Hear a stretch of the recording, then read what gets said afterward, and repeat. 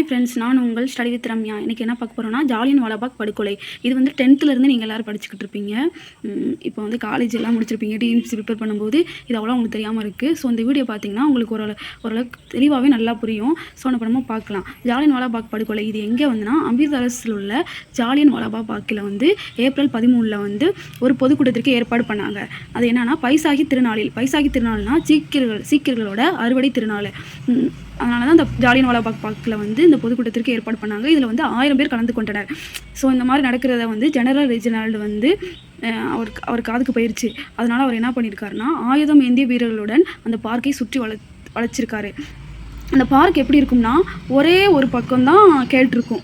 So சுற்றி செவரு ஒரே ஒரு பக்கம் தான் கேட்டிருக்கும்.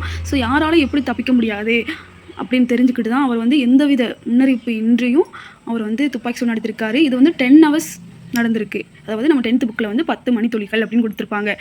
இதில் வந்து 379 பேர் வந்து டெத் ஆகிட்டாங்க. 1000 பேர் வந்து காயம். இது வந்து அரசு தகவல் படி.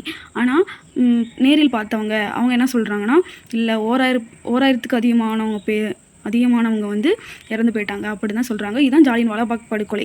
ஸோ அந்த ஜாலியன் வாலாபாக் படுகொலைக்கு அப்புறம் தான் படைத்துறை சட்டம் நிறுவப்பட்டது. ஸோ இது வந்து உங்களுக்கு கேட்கலாம், டிஎன்பி கொஸ்டினில் கூட கேட்கலாம். எந்த படைத்துறை சட்டம் வந்து எதுக்காக நிறுவப்பட்டது, அதாவது ஜாலியன் வாலாபாக் படுகொலை வந்து முடிஞ்ச பிறகு நிறுவப்பட்டுச்சு அப்படின்னு கூட வரலாம். ஏன்னா பஞ்சாப் அமிர்தசரஸில் இருக்க அந்த மக்களுக்கு வந்து சவுக்கடி கொடுக்கப்பட்டு தெருக்களில் ஊர்ந்து செல்லப்பட்டனர். இதை பார்த்து வந்து நம்ம இந்தியர்கள் வந்து ரொம்ப வேதனைப்பட்டிருக்காங்க. ஸோ அவங்க அதனால் என்ன பண்ணியிருக்காங்கன்னா, ரவீந்திரநாத் தாகூர் அப்புறம் வந்து காந்தியடிகள். ரவீந்திரநாத் தாகூர் வந்து வீர திருமகன் என்ற பட்டத்தையும், காந்தியடிகள் ஹெய்சார் ஹி ஹிந்த் என்ற பட்டத்தையும் திருப்பி கொடுத்தனர். ஸோ உங்களுக்கு நான் சொன்னது புரிஞ்சிருக்கும் அப்படின்னு நான் நம்புகிறேன். நான் சொன்னது ஏதாவது தப்பாக இருந்துச்சுன்னா நீங்கள் கமெண்ட் பண்ணுங்கள். ப்ளீஸ் நம்ம சேனலை சப்ஸ்கிரைப் பண்ணுங்கள்.